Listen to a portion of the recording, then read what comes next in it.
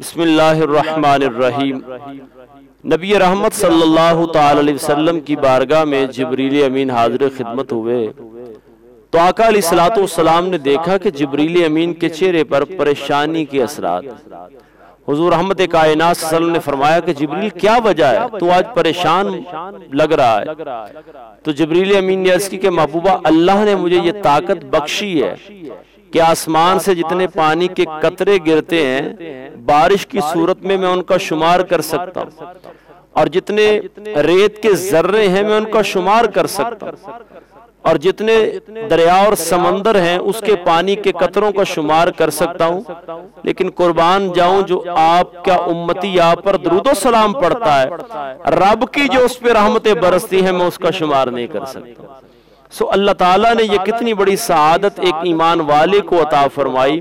کہ یہ اپنے محبوب کی ذات پر جب درود پاک پڑھتا ہے تو سرکار کی ذات بھی اس کی طرح متوجہ ہوتی ہے اور رب کائنات بھی اس کی طرح متوجہ ہوتا ہے۔ اور جو اللہ تعالیٰ نے قرآن عظیم الشان میں امر فرمایا ہے کہ یا ایھا الذین آمنوا صلوا علیہ وسلموا تسلیما، اس امر کا یہ مصداق بنتا ہے گویا کہ رب تعالیٰ اپنے محبوب کے صدقہ اور وسیلہ سے اس پر بھی اپنی رحمتوں کا نزول فرماتا ہے۔ درود پاک کی یہ برکتیں، یہ فضیلتیں اللہ رب العالمین جل وعلا پڑھنے والے کو عطا فرماتا ہے۔ مولانا شبلی نے ایک بڑا خوبصورت واقعہ لکھا، وہ فرماتے میرا پڑوسی جو تھا وہ فوت ہو گیا، چند دنوں کے بعد مجھے خواب میں ملا تو میں نے اس سے پوچھا کہ تیرے ساتھ کیا معاملہ پیش آیا؟ تو وہ کہتے کہ حضرت جب میں قبر میں مجھے لٹا دیا گیا تو قبر مجھ پر تنگ ہو گئی، منکر نکیر کے سوال و جواب مشکل ہو گئے مجھ پر۔ فرماتے میں ڈر گیا، گھبرا گیا۔ اسی اسناد میں نے دیکھا کہ ایک نوری شخصیت وہاں نمودار ہوئی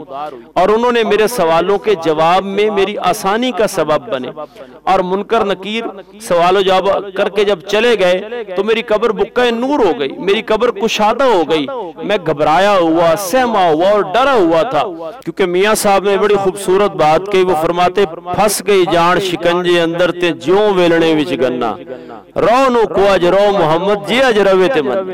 میں گھبرا گیا، پریشان تھا، لیکن آپ کون ہے نوری چہرے والے جو اس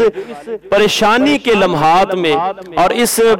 دل خراش لمحات کے اندر جو ہے میری دستگیری کے لیے تشریف لائے؟ تو کہا یہ وہ محبت والا درود پاک ہوں میں جو تو اپنے محبوب کی ذات پہ پڑھا کرتا تھا، یعنی درود پاک کی برکت۔ فرماتے میری ڈیوٹی یہ لگ گئی ہے کہ اب قبر ہو یا حشر ہو تمہیں جنت میں پہنچانے تک اب یہ میری ڈیوٹی ہے کہ میں تیرے ساتھ رہوں گا۔ سرکار کائنات صلی اللہ علیہ وسلم کی ذات پہ درود پاک پڑھنے کے یہ برکات اور یہ فیوز و برکات ہیں کہ جب انسان کا جاں کنی کا وقت آتا ہے، جب منکر نکیر، جب ملک الموت اس کے سرانے آ جاتا ہے، ملک الموت بھی اس کے سرانے کھڑا ہے اور شیطان بھی اس کے سرانے کھڑا ہے، وہ کہتا ہے اللہ کا اقرار کرو، وہ کہتا ہے انکار کرو، لیکن جو شخص دنیا میں کثرت کے ساتھ نبی رحمت صلی اللہ علیہ وسلم کی ذات پہ درود و سلام پڑھتا ہے، علماء نے یہ لکھا، فرماتے ہیں اس کی برکت یہ ہوتی ہے کہ اس کا خاتمہ بالخیر ہو جاتا ہے،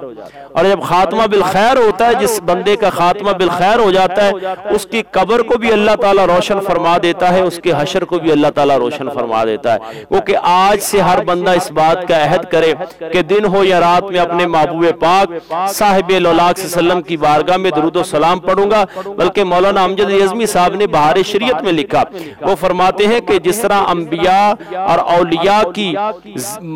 جسم کو مٹی نہیں کھاتی نا، قبر کی مٹی نہیں کھاتی، اسی طرح فرماتے ہیں کہ حفاظ ہیں، شہداء ہیں، ان کی